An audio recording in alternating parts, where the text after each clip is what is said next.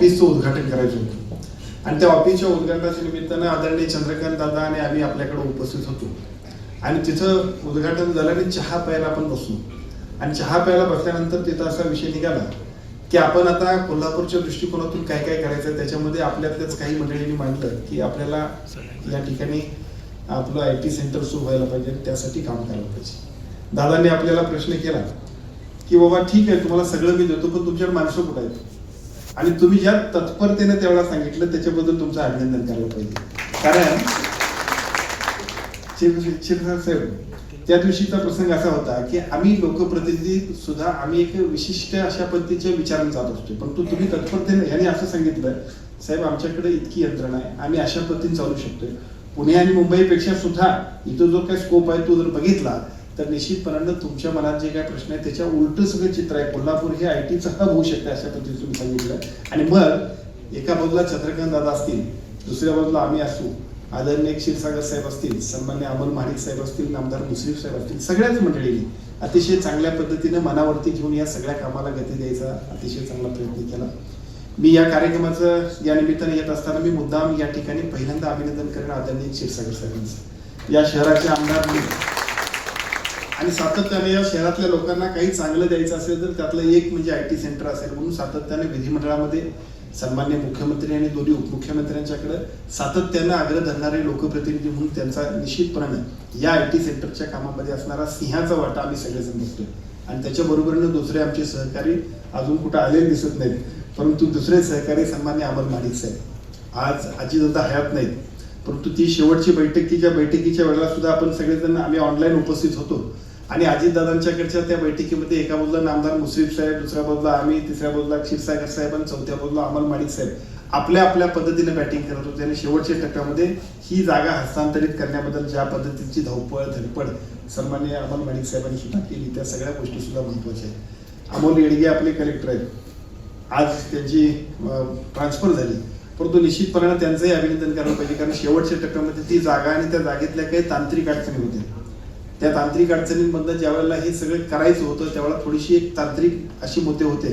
मला म्हटलं सर अशी परिस्थिती आहे, निर्णय घ्यायला पाहिजे CM साहेबांपासून या दोन्ही आमदार महोदयांचा खूप पाठलाग आहे, पण हे करताना थोडीशी अशी अडचण होऊ शकेल, आपल्याला जरा पुढे जायचं झालं तर काय करायचं. मी म्हटलं अजिबात चांगल्या कामाला विचार करायची गरज नाही, हे करायचंच आहे म्हटल्यानंतर आपण तशा पद्धतीने पुढे जाऊया. त्यामुळे अमोल येडगेंचं सुद्धा आभार मानायला पाहिजे की त्यांनी सुद्धा खूप चांगल्या पद्धतीने या सगळ्याचा परिणाम म्हणून ITची आपण सुरुवात करायला निघालो. या सगळ्या कामासाठी एका बाजूला क्षीरसागर साहेब, दुसऱ्या बाजूला अमोल महाडिक साहेब, राज्याचे मुख्यमंत्री आदरणीय देवेंद्रजी फडणवीस साहेब आणि राज्याचे दोन्ही उपमुख्यमंत्री आदरणीय आमचे नेते एकनाथजी शिंदे साहेब आणि आदरणीय सुनेत्राताई पवार वहिनी या सर्व नेतृत्वांच्या माध्यमातून कोल्हापूरला खूप चांगल्या पद्धतीने प्रगतीपथावर घेऊन जाण्याचा आपण प्रयत्न करतोय.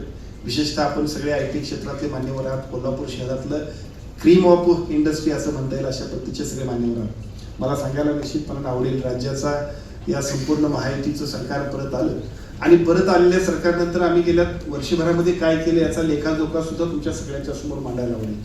मला वाटतं की कोल्हापूर फर्स्टला खूप काही काही मुद्दे सांगितले होते, उद्याच्या कार्यक्रमाला मला याची आता गरज नाही, तर मी सगळं सांगितलं. आपण सगळेजण म्हणत होतो की कोल्हापूरला अनेक वर्षाचं स्वप्न होतं की कोल्हापूरला हायकोर्ट बेंच व्हायला पाहिजे. राज्याच्या मुख्यमंत्र्यांनी दोन्ही उपमुख्यमंत्र्यांनी विशेषतः सुप्रीम कोर्टाचे जज गवई साहेबांनी काल सुद्धा गवई साहेबांचे भाऊ मला त्यांच्या कामाच्या निमित्ताने भेटायला आले होते. मी त्यांना म्हटलं की तुमच्या कुटुंबाचे आमच्यावर उपकार आहेत आम्हा कोल्हापूरवासियांवर. का तर त्या दिवशीचा तो भावनिक प्रसंग जरी बघितला तरी हायकोर्टचं बेंच ज्या पद्धतीने त्यांनी दिलं त्याच्यामध्ये शाहू महाराजांची बाबासाहेब आंबेडकरांशी असणाऱ्या नात्यातनं कुठंतरी आम्हा सगळ्यांना फायदा झाला आणि बघता बघता अनेक वर्षाचं आपलं हायकोर्ट बेंचचं स्वप्न पूर्ण झालं. राज्याचे मुख्यमंत्री आणि दोन्ही उपमुख्यमंत्र्यांनी आम्हाला सगळ्यांना महालक्ष्मी अंबाबाईच्या आराखड्यासाठी 1400 कोटी रुपयेचा निधी आणि ज्योतिबाच्या आराखड्यासाठी 200-250 कोटीचा निधी की ज्याच्या माध्यमातून धार्मिक पर्यटन जे आहे ते वाढण्यासाठी खूप महत्त्वपूर्ण अशा पद्धतीचा निर्णय झाला. IT सेंटरच्या माध्यमातून जे काही काम चाललंय आपलं ते सगळं काम बघितल्यानंतर भविष्य काळामध्ये या माध्यमातून आमची डेव्हलपमेंट ज्याचा उल्लेख सन्मान्य क्षीरसागर साहेब करतात की पुण्या मुंबईला जी आमची माणसं आहेत ती सगळीच्या सगळी आमच्याकडे परत येतील आमची मुलं आणि भविष्यातली नवीन पिढी सुद्धा आशेनं आपल्याकडे त्या सगळ्या गोष्टींसाठी खूप मोठं काम आपण केलं. पन्हाळा केला की जिथं छत्रपती शिवाजी महाराजांचं प्रचंड मोठा इतिहासातलं महत्त्वपूर्ण काम आहे त्या पन्हाळगडाला सुद्धा युनेस्कोच्या यादीमध्ये आपण जाहीर केलं आणि भविष्य काळामध्ये युनेस्कोच्या यादीमध्ये असणारा पन्हाळा किल्ला हा देशातले एकूण जे काही किल्ले आहेत त्याच्यातला एक महत्त्वाचा किल्ला आहे. अशी अनेक कामं की जी कोल्हापूर शहरासाठी, कोल्हापूर जिल्ह्याच्या सर्व पद्धतीच्या विकासासाठी आपण सगळेजण करतोय. ते सगळं काम करत असताना IT सेंटरचं काम हे त्या सगळ्यातलं एक निर्णायक आणि महत्त्वपूर्ण अशा पद्धतीचं काम आहे. आपण सगळेजण बघत असो तर पहिल्या टप्प्यामध्ये हैदराबादला, नंतर बेंगलोरला आणि अलीकडच्या काळामध्ये पुण्याला सुद्धा. पूर्वीच्या काळात मी पुण्यात परवा पिंपरी चिंचवडला कार्यक्रमाला गेलो होतो आणि त्यांना मुद्दाम म्हणलं, पूर्वीच्या काळी आम्ही जेव्हा कॉलेजला होतो तेव्हा आमची सगळी सहकारी मित्र पुण्यात जायचे, ते ITI झालेले लोक जायचे. युवराज सर बरोबर आहे का बघा? बरोबर. आणि आता IT झालेले सगळे लोक पुण्यात जातात का, तर तिथे ITचं साम्राज्य एवढं झालं की ITचं हब झालं. मला असं वाटतं पुण्याचं IT हब काल सुद्धा कॅबिनेटमध्ये चर्चा चालली होती साहेब, आणि त्या कॅबिनेट मधल्या चर्चेमध्ये सातारकर सगळे पुण्याला खूप गर्दी होते, तर साताऱ्याला तुम्ही आमच्याकडे IT साठी आम्ही जागा देतो, तुम्ही इकडे असं म्हणताय. मला असं वाटतं की ऍटमॉस्फिअर एवढं चांगलं करूया की पुण्यातनं माणसं पुण्यापेक्षा सुद्धा कोल्हापूरलाच यायला पाहिजे. यासाठी जे जे काय करायला पाहिजे आपण करूया. एक काम अजून की ज्याच्यासाठी मुन्ना माडिक साहेबांचं सुद्धा आभार मानला पाहिजे, कारण शेवटी सगळ्यांचं ह्या आपल्या कोल्हापूरच्या डेव्हलपमेंटमध्ये महत्वाचं. आज कोल्हापुरातलं मुंबईला विमानं जायला सुरू झाली. पहिल्या टप्प्यात फक्त स्टार एअर होतं, आता इंडिगो सुरू झालं. त्याच्या माध्यमातून एका बाजूला मुंबईपर्यंत जाणाऱ्या विमानांची सोय झाली. पुढच्या टप्प्यामध्ये अजूनही बाकीची विमानं वाढतील की ज्याच्या माध्यमातून एअरपोर्ट कनेक्टिव्हिटी हा सुद्धा आपल्या सगळ्यांच्यासाठी जो महत्वाचा मुद्दा आहे, तो सगळ्याचा सगळा मुद्दा आपण सगळेजण पूर्ण करतोय. या सगळ्या गोष्टी ज्या आहेत त्या सगळ्या गोष्टी कोल्हापूर शहराच्या विकासासाठी खूप महत्वाच्या आहेत. आणखीन एका मुद्द्यासाठी खासदार छत्रपती संभाजीराजे माजी खासदारांचा सुद्धा आभार मानला पाहिजे. विकासवाडीला ज्या पद्धतीचं आंतरराष्ट्रीय अशा पद्धतीचं क्रीडा संकुल आपण करतोय, त्याच्यासाठी आपल्या जिल्ह्यातल्या सगळ्या ज्या काही स्पोर्ट्सशी संबंधित असणाऱ्या सगळ्या संस्था ज्या संघटना आहेत, त्या संघटना आणि खासदार संभाजीराजे आणि त्याचबरोबर आम्ही सगळी मंडळी या सगळ्यांच्या माध्यमातून जे काही सेंटर होते, म्हणजे बघता बघता कोल्हापूरला मी मुद्दाम 1 वर्षाचा लेखाजोखा सगळ्या तुमच्या क्रीम ऑफ इंडस्ट्री समोर मांडला. उद्देश इतकाच आहे की या सगळ्या चांगल्या गोष्टी भविष्यातलं कोल्हापूर बदलते नाही तर कोल्हापूर फारच पुढे निघाले अशा पद्धतीचं चित्र तयार होण्याच्या दृष्टीने आवश्यक आहे.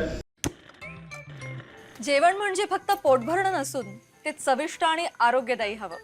म्हणूनच साई जीवन कोल्ड प्रेस्ड ऑइल बनवलंय सर्वोत्तम शेंगदाण्यांपासून. ना केमिकल्स ना उष्णता, 0 कोलेस्ट्रॉल आणि ट्रान्सफॅट फ्री. प्रत्येक थेंबात शुद्धता, चव आणि आरोग्य. म्हणजेच तुमच्या हृदयासाठी आणि कुटुंबाच्या आरोग्यासाठी उत्तम. आजच साई जीवन निवडा, कारण आरोग्याला शॉर्टकट नसतो.